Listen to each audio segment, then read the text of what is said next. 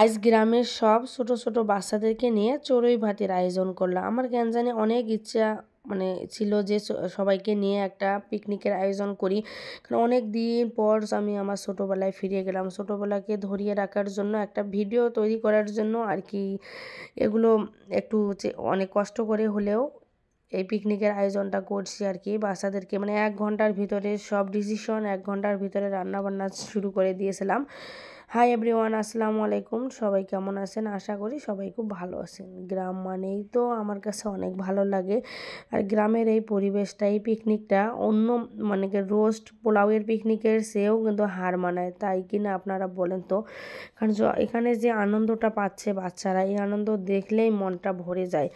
কারণ এখানে দেখেন সবাই নিজ নিজ বাড়ি থেকে চাল নিয়ে আসছে, যার যেরকম বাসায় ডিম ছিল ওই রকম ডিম নিয়ে আসছে। আমরা ওই রকম করতাম, যে ব্রয়লারের ডিম দিত সে ব্রয়লারের ডিম খাইতো, যে দেশি মুরগির ডিম দিত দেশি মুরগির ডিম খাইতো, যে হাঁসের ডিম দিত হাঁসের ডিম খাইতো।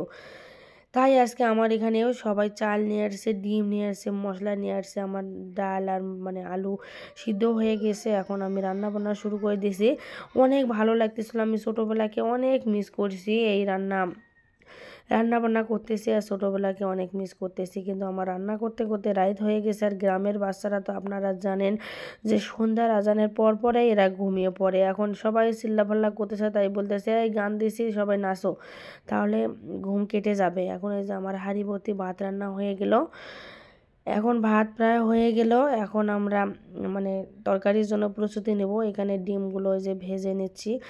এত অন্ধকার ছিল এখানে, আমার আম্মু এই চুলায় রান্নাই করে না, আমি এই চুলা ধরাইতেও আমার অবস্থা খারাপ হয়েছিল। কারণ আমার আম্মু গ্যাসের চুলায় বেশিরভাগ রান্না করে, বা ঘরের চুলা আছে ওই চুলায় রান্না করে। আর এখানে বাইরে কোনো চুলা নাই, আম্মু কয় ঘরের ভিতর রান্না করতে। ঘরের ভিতর রান্না করলে তো আর পিকনিকের মজাটা পাবো না, তাই বাইরেই অন্ধকারের মধ্যেই রান্না করলাম।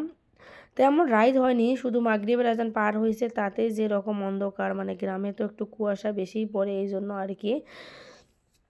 এখন ডিমগুলো তুলে নিয়ে আলুগুলো ডাল, আমাদের ওইদিকে বলি আমরা ডিম আর আলুর ডাল, জানি না কোন এলাকায় কি বলে, কিন্তু আমাদের এদিকের ছোটো বাচ্চারা আমরা আগে পিকনিক খাইতাম এই ডিম আর আলু ডাল দিয়ে খাইতাম। তারপরে জমি বাড়িতে খাইছিলাম, জমির মধ্যে সবার মায়ের কাপড় নিয়ে ওড়না নিয়ে যেয়ে একটা ঘর তৈরি করতাম, ওই ঘরের মধ্যে সবাই লাসালাসি করতাম, সবাই মিলে খাইতাম। আজকে ওই সিস্টেম করছিলাম, কিন্তু অন্ধকারের কারণে আবার চলে আসছি, কারণ আমাদের ডিসিশন নিতে নিতেই বিকেল হয়ে গেছিলো, দেরি হয়েছিল এই জন্য আর কি। তারপরে আবার আমার এক কাকুর ক্ষেত থেকে শাক তুলে নিয়ে এসলাম, শাকগুলো আমরা খাবো, আর বাচ্চারা ডিম আর ডাল দিয়ে খাওয়া। আমার যে রান্না শেষ, এখন বাচ্চারা সবাই বাটি নিয়ে আসছে, সবাই সবার মায়ের জন্য নিয়ে যাবে, তাই আগে সবার মায়ের জন্য একটু একটু করে দিচ্ছি, দিয়ে তারপর আমরা এই যে সবাই মিলে বাচ্চারা খেয়ে নিল।